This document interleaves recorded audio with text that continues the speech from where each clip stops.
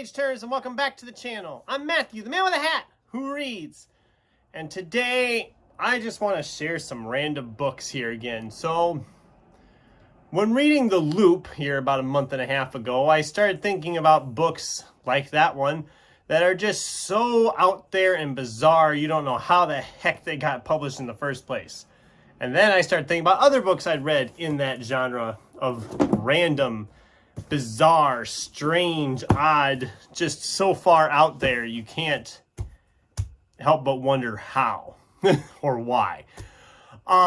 So these are 5 books that I just have read and enjoyed, and they are just insane, bizarre, crazy, whatever you want to call them. Let's not waste any time. Let's just dive right into them. With this first one, actually, I should preface this by saying I think I've mentioned all of these books on here at some point or another. A couple of them even have review videos, so I'll let you know which ones have review videos as we get to them. But first, we're going to talk about Matthew Riley's Contest. This was Matthew Riley's first novel. The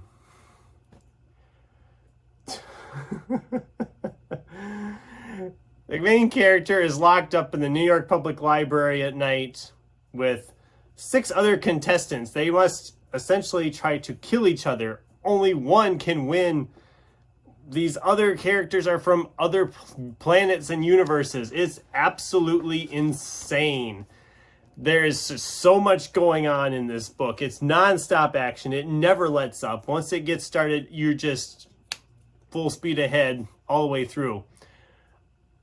This book was originally self-published by the author in his home country of Australia, but it became such a success there that it got picked up and actually published by an actual publishing company.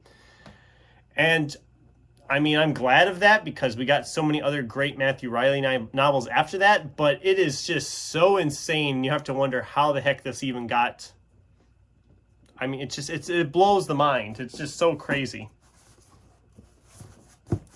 One I've talked about in the channel before, and I actually believe I did a review for, is Tyler Hayes' The Imaginary Corpse. I've talked about this one before, about a toy dinosaur detective trying to solve a mystery in this bizarre, under-the-world toy-type world.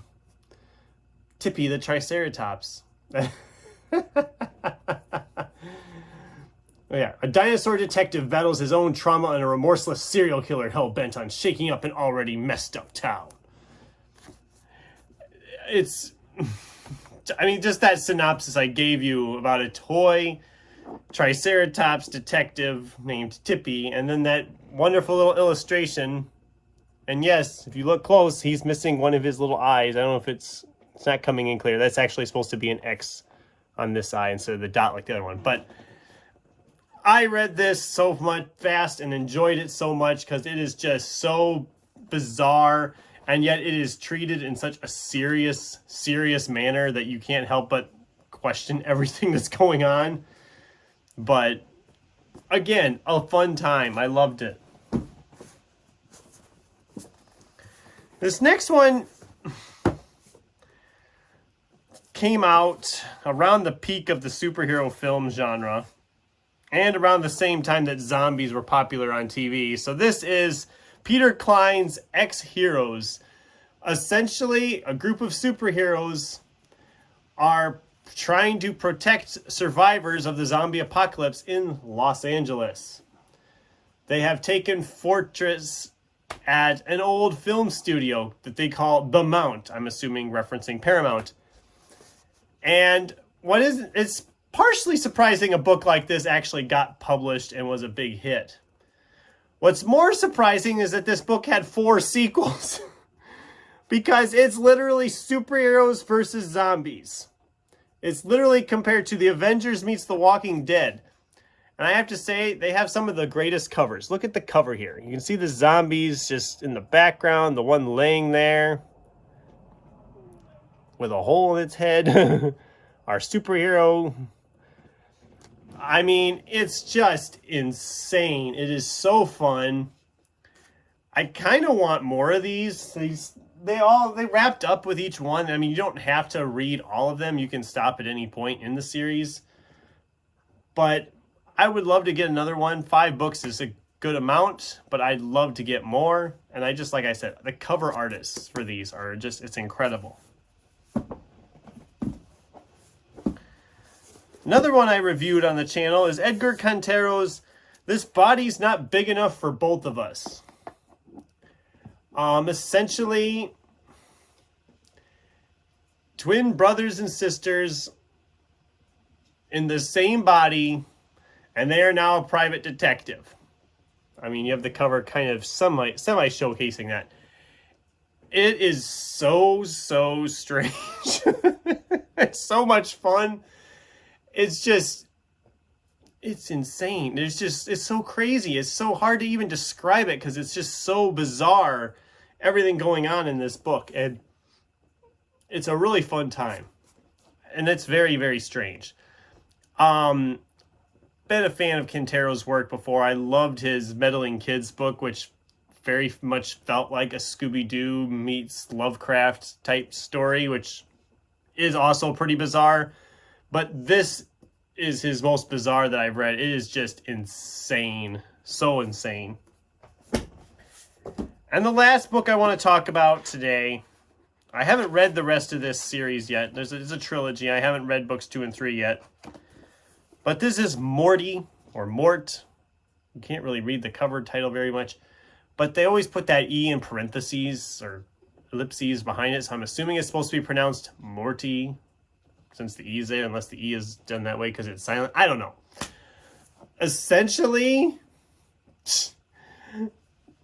I think this is probably the most bizarre of these, which is saying something. But a colony of ants has been plotting the downfall of humankind for centuries.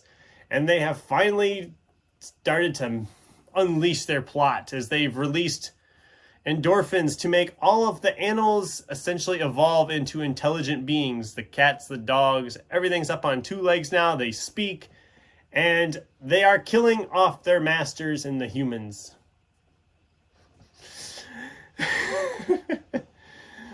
Former house cat turned war hero Morty is famous for taking on the most dangerous missions and fighting the dreaded human bioweapon, EMSA. But the true motivation behind his recklessness is his ongoing search for a pre-transformation friend, a dog named Sheba. When he receives a mysterious message from the dwindling human resistance claiming Sheba is alive, he begins a journey that will take him from the remaining human strongholds to the heart of the colony.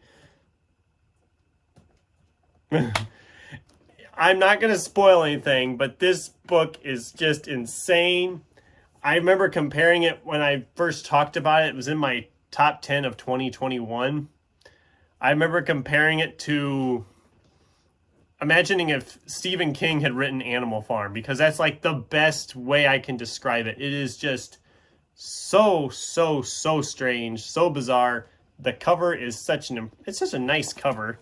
Let me see if I can find, oh, yep, here's our hero next to one of the ants, so you can get an idea. These ants are huge.